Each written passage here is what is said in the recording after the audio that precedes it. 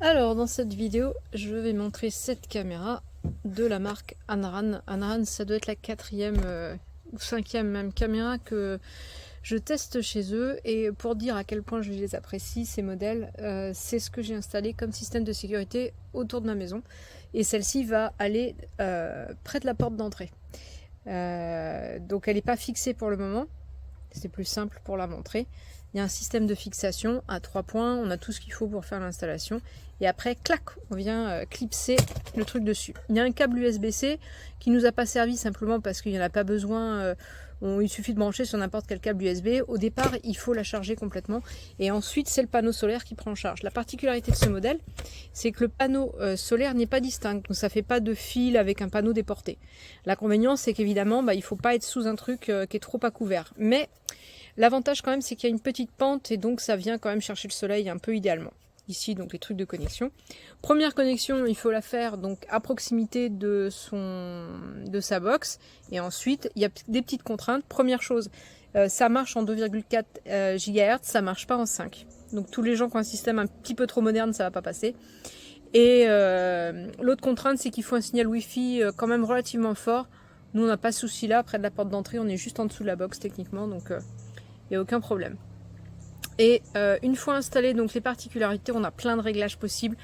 Et moi, ce que j'aime bien, là où on va la placer, c'est qu'on va avoir en fait des notifications. Je vais pouvoir échanger avec les personnes qui sont à la porte. En général, ce sont les livreurs. Et c'est plutôt pas mal. La petite limite dans ce système, c'est la course. On peut, depuis l'application, régler énormément de paramètres, les notifications, les horaires de surveillance, et la lumière s'allume, la nuit quand ça prend une photo, etc. Enfin, il y a tout un tas de paramètres, on peut tout régler, c'est très instinctif, c'est ce que j'aime bien dans ces caméras aussi, c'est très simple. Mais par contre, la course de poursuite, donc là ça tourne, hein. Donc là ça se déplace comme ça tourne, ce qui fait que mis dans le bon angle, on couvre quand même un bon périmètre. Par contre, on le couvre avec une certaine lenteur. L'image est très correcte, très lisible, de jour comme de nuit. D'autant plus que la nuit, ça s'allume.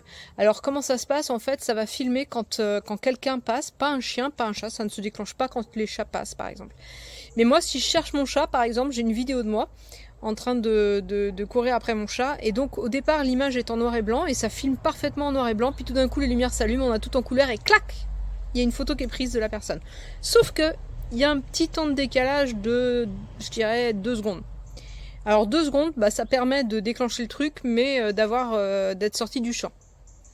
Donc moi j'ai testé plusieurs fois en faisant l'andouille devant la caméra et je prends des postures et il n'a pas le temps de les saisir.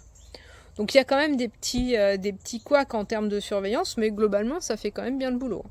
Il n'y a pas de confusion entre un chien, une voiture et une personne. Il y a le truc qui repère bien les personnes et là le déclenchement est automatique.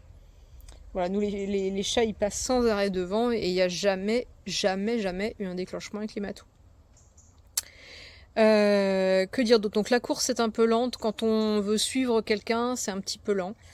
Mais par contre ce qui est bien c'est que c'est très intuitif, très simple d'utilisation et on lance l'application, on contrôle la distance, on peut observer selon l'endroit où on a mis, on peut observer un peu tout ce qu'on veut et on peut s'éloigner un peu de la maison quand même. Nous on en a une deuxième qui est installée au bout d'une terrasse, il n'y a aucun problème. Voilà, ça fonctionne très bien, la connexion est toujours très bonne, on perd jamais le signal. Donc ça c'est pas mal. Et en fait une fois qu'on l'a chargé à bloc, le panneau solaire suffit très largement pour l'utilisation qu'on a. Voilà, donc c'est plutôt pas mal. Alors en dessous on va pouvoir avoir accès aux trucs qui permettent de connecter. Donc il y a le truc d'étanchéité en silicone et on va avoir le bouton recette et la carte pour mettre une carte SD. Moi j'avais prévu d'en mettre et en fait je peux très bien... je reçois les clichés sur mon téléphone en fait. Quand il n'y a pas la carte SD, du coup il prend pas sur la carte SD, il envoie direct sur le téléphone et j'ai accès. Donc c'est pas forcément un souci. Alors j'ai accès pendant un certain temps et puis après je peux télécharger à la demande. C'est le fonctionnement de chez Anran. Il y a des options payantes et des options gratuites et le gratuit suffit largement. En tout cas elle est très très bien comme toutes les autres de cette marque, c'est assez fiable.